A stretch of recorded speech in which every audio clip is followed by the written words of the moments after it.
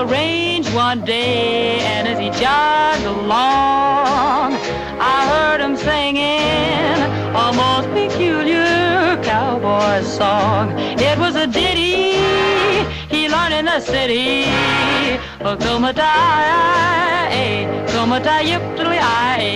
Get along. Get hip, little doggies, get along.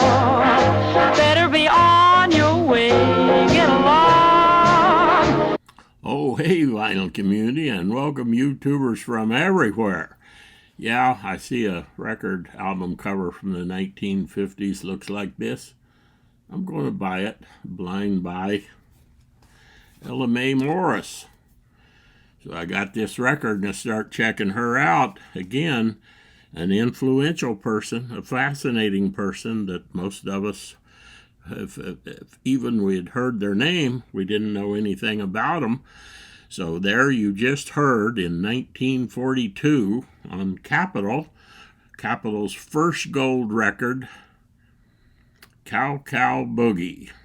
And she helped Capitol make the money that got them going and made them successful later on.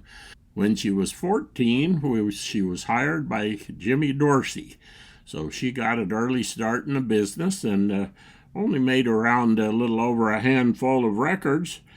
She was born in 1924, and I'm going to tell you how she is one of the first rock and roll singers, according to Wikipedia, which is interesting information, and we'll play a few more tunes, and we'll lead you right here from 1942 up into 1957. Now, 1957, she retired from recording, but she was kind of a lounge act, a club artist, and she performed clear up into the 1990s in those kind of gigs.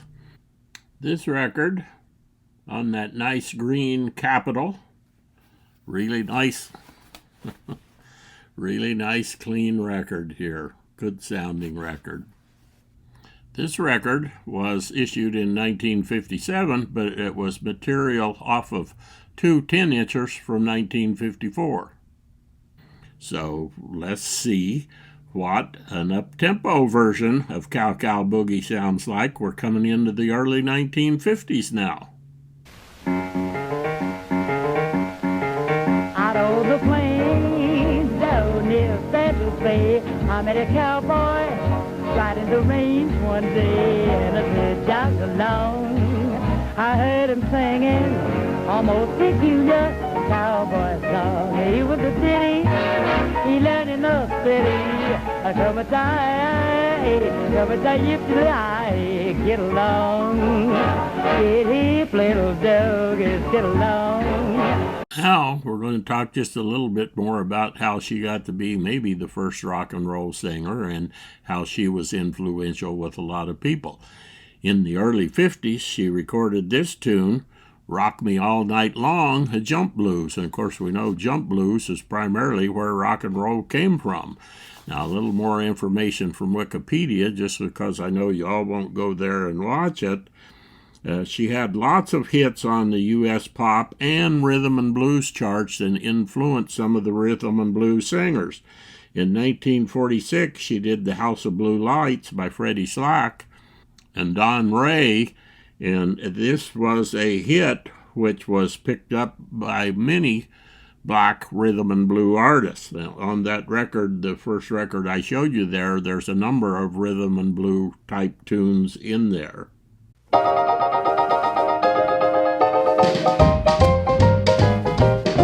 Why did you leave me? Oh, why did you have to go? Oh, yes you knew that it would hurt me so. I'm all alone, I have nobody to call my own. And so I need somebody to rock me all night long. Well, the rain keeps dropping on my window pane. The pitter-patter-patter's driving me insane. Can't hear my baby when he calls my name. Say I might get over it, but I'll never be the same. I need somebody to rock me all night long.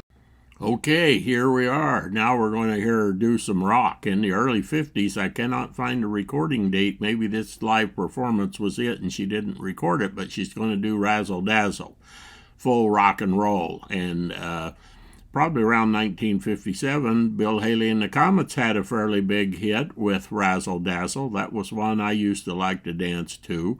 And several of the tunes that she recorded were covered by Bill Haley and the Comets, along with other people.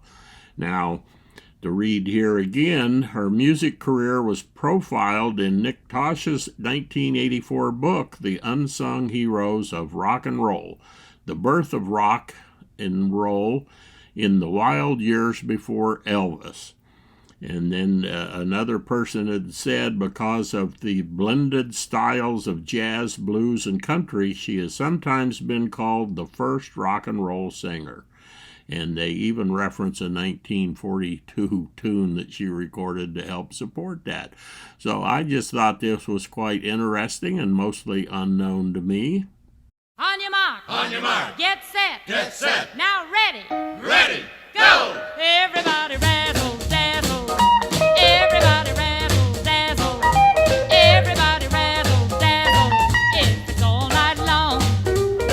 Now here's a dance. Wackadoo, wackadoo. Everyone can do. Wackadoo, wackadoo. It's the hipsters dance. Wackadoo, wackadoo. And the square cuts too. Wackadoo, wackadoo. Won't you take a chance? Wackadoo, wackadoo. This is all you do. Wackadoo, wackadoo. You just take your baby.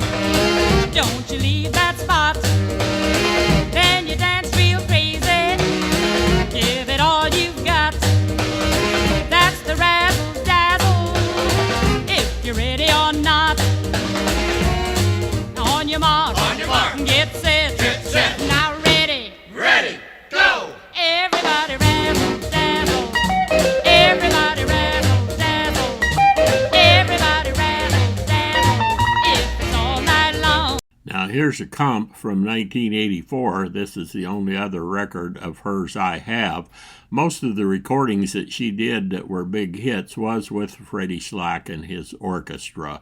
And a lot of stuff was done on 78s, of course, and so it didn't get released until later. And she has 3 or 4 CD comp stuff never issued that's out. So it's easy to get a lot of her music. So this has the House of Blue Lights, the Cow Cow Boogie, Mr. Freddie's Boogie on the PA USA label. I don't know if I have another record on that label or not. Nice record, inexpensive, so probably that's the only record you need if you want a little Freddie Slack and LMA Morse, maybe the first rock and roll singer. So I say, keep 'em spinning and see you all down the rock and roll trail. Happy trails to you until